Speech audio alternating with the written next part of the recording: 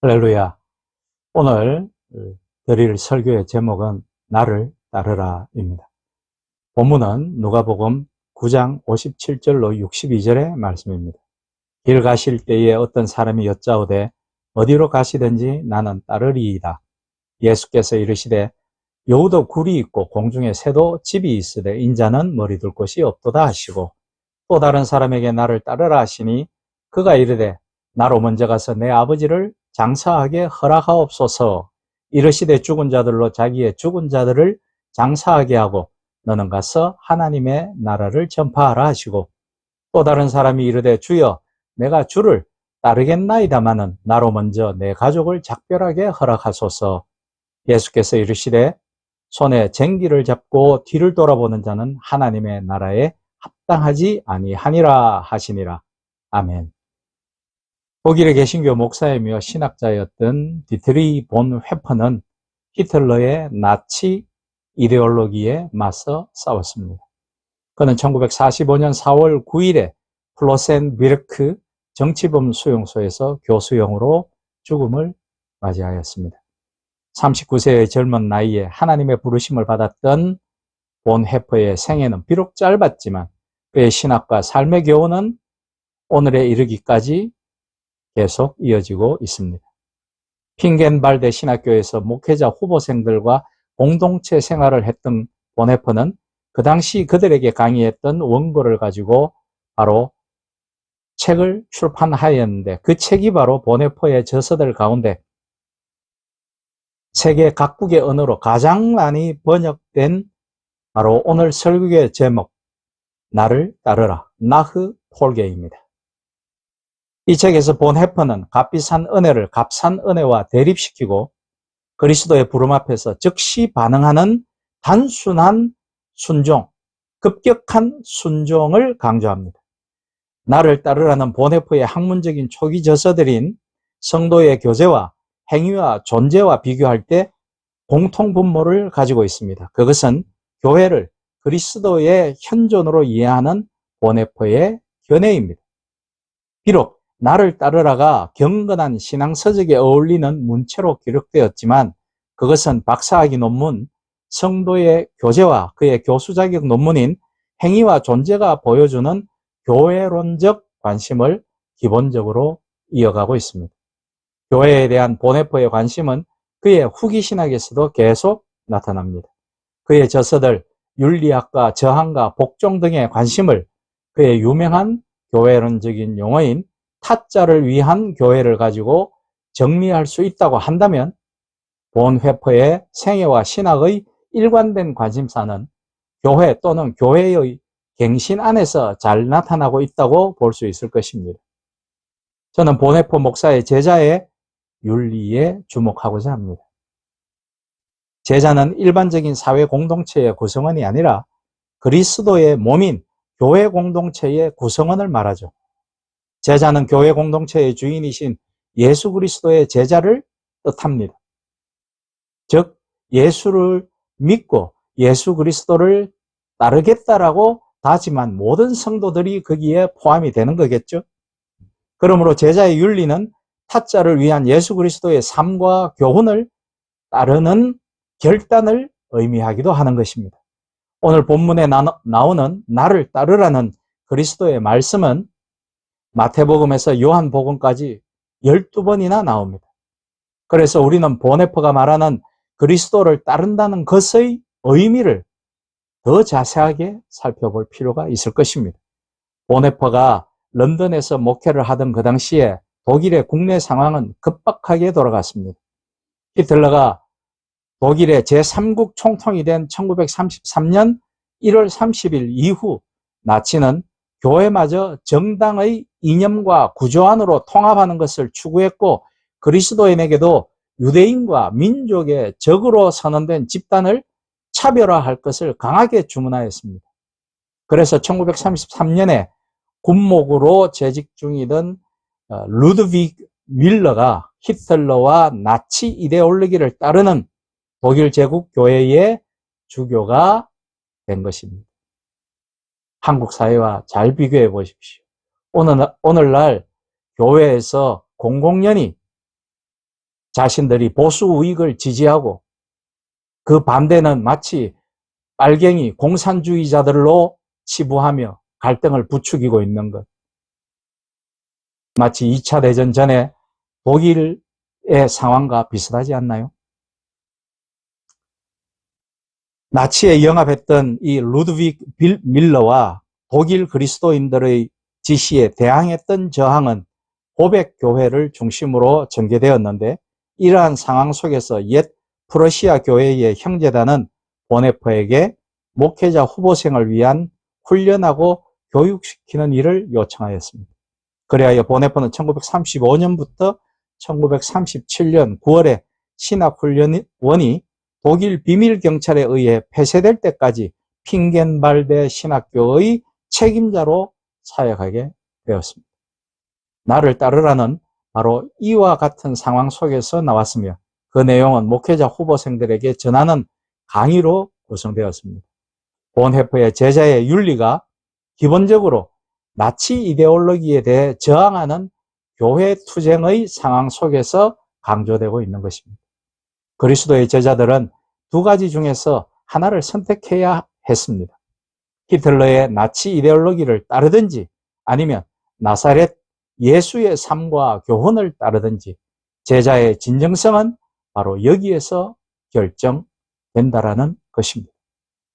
정치적 이념을 따라서 자신의 행복이나 자신의 욕망을 추구하든지, 그렇지 않으면 어렵고 힘들고 고난에 찬 제자의 길을 따라가든지, 그 둘 중에 하나를 선택해야 한다는 것이죠. 본헤퍼는 은혜에 대해 다시 점검합니다. 그는 하나님의 은혜를 값비싼 은혜로 규정하고 값비싼 은혜를 값싼 은혜로 전락시킨 독일 그리스도인들을 비판합니다. 히틀러를 따르는 사람들이죠.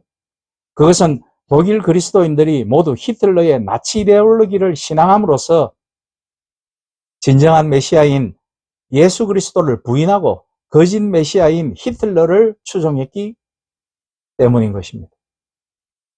보네퍼는 값싼 은혜를 참된 교회의 철천지 원수라고 생각하였습니다. 보네퍼는 십자가에 나타난 하나님의 은혜 안에서 은혜의 참된 가치를 발견합니다.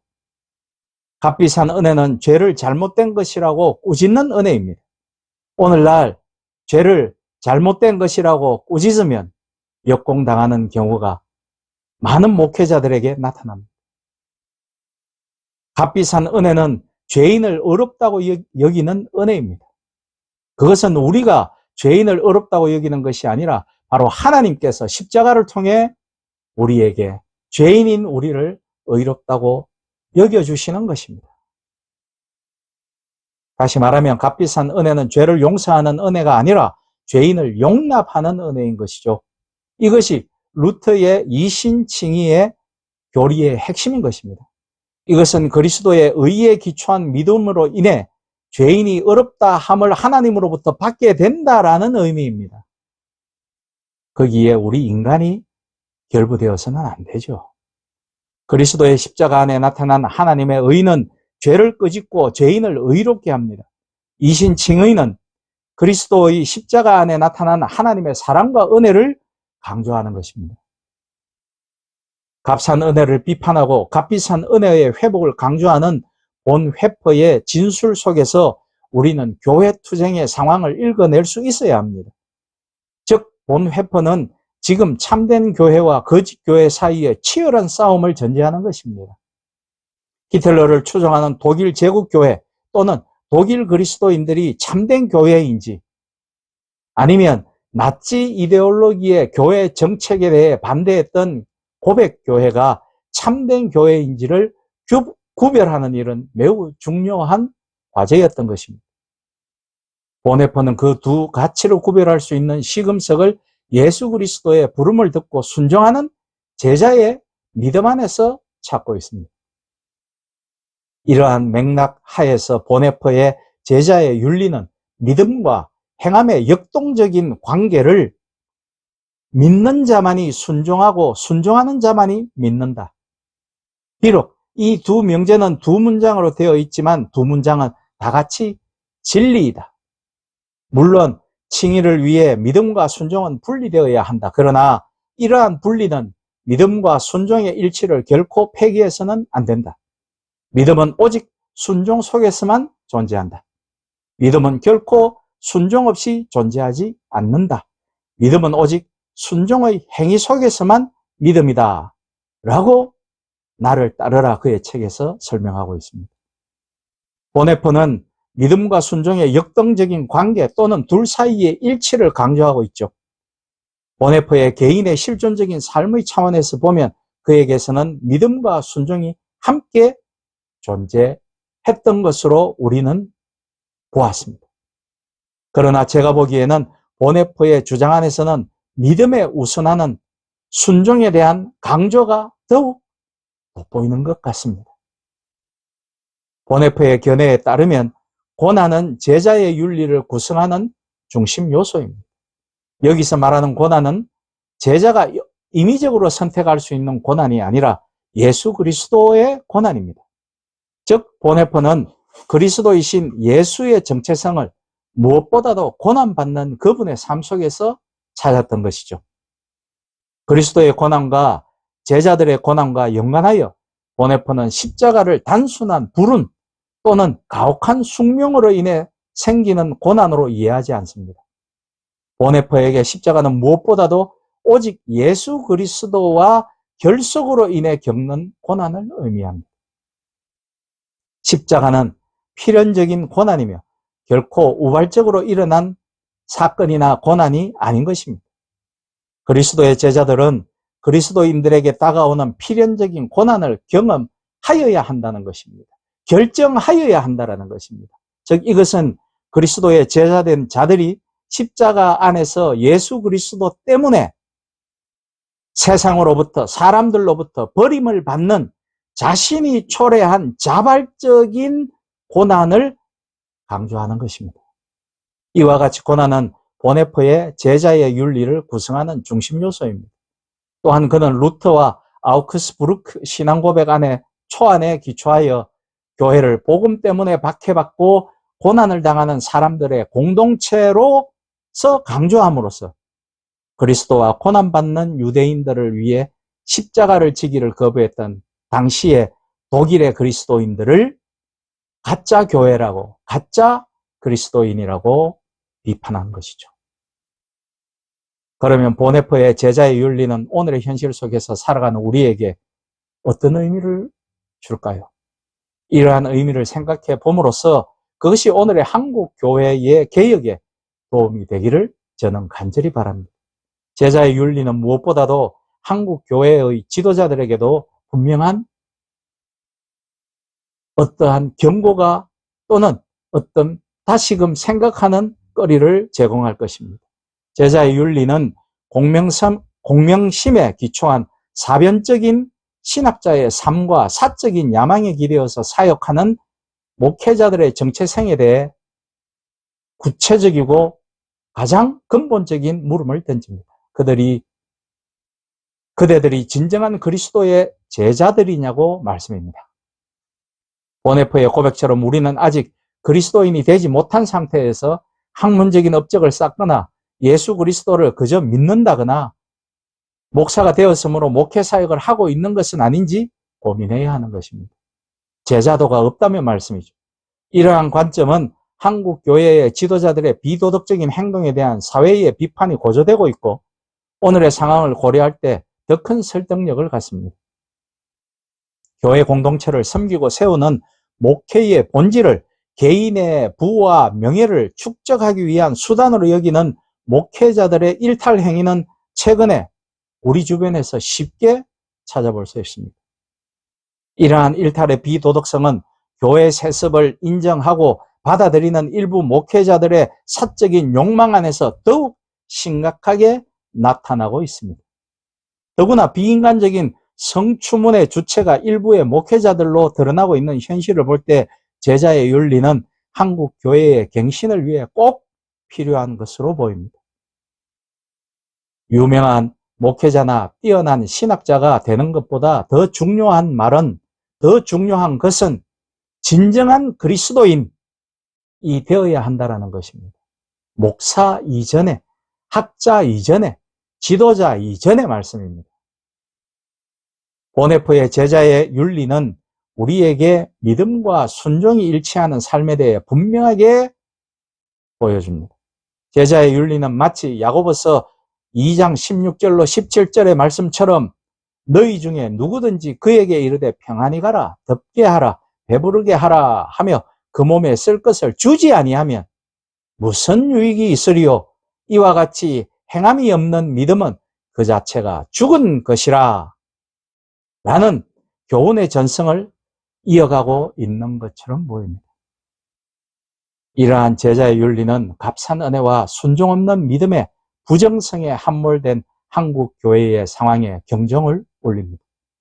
한국 교회의 교인들 중에는 예수 그리스도의 십자가 안에 나타난 하나님의 값비싼 은혜를 오해하고 있는 사람들이 많습니다. 그들은 죄인을 구원해 주시는 하나님의 은혜에 더 이상 감사하지 않는 것처럼도 보입니다.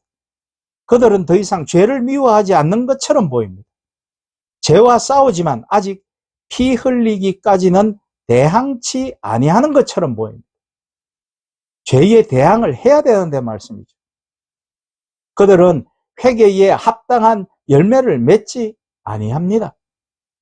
하나님의 용서만을 습관적으로 구합니다. 그럼으로써 그들은 하나님의 은혜를 싸구려 은혜로 전락시키고 만 거죠. 한국 교회의 대사회적 신뢰도를 묻는 최근의 설문조사의 결과에 따르면 한국 교회에 대한 부정적인 평가는 일반적으로 한국 교회의 교인들의 믿음과 행함의 불일치를 가장 크게 지적하고 있습니다. 그러니 말하는 것과 행동하는 것이 다르다는 겁니다. 교회에 갔을 때의 사람과 교회에 나왔을 때 자기의 직장이나 생활터전에서 행동하는 사람의 태도가 달라 보인다는 것입니다. 한국 교회의 참된 갱신을 원한다면 우리는 믿음과 순종의 일치를 추구하는 본회퍼의 제자의 윤리에 대해 더 많은 관심을 가지며 주님이 우리 각자에게 나를 따르라고 부르실 때 급히 순종하여 그리스도를 따라가는 제자도의 고난을 초래하는, 고난을 견디고 고난을 기꺼워하는 삶을 결단하는 한국 교회와 여러분과 제가 될 수 있기를 예수 그리스도의 이름으로 축복하고 부탁드립니다. 아멘.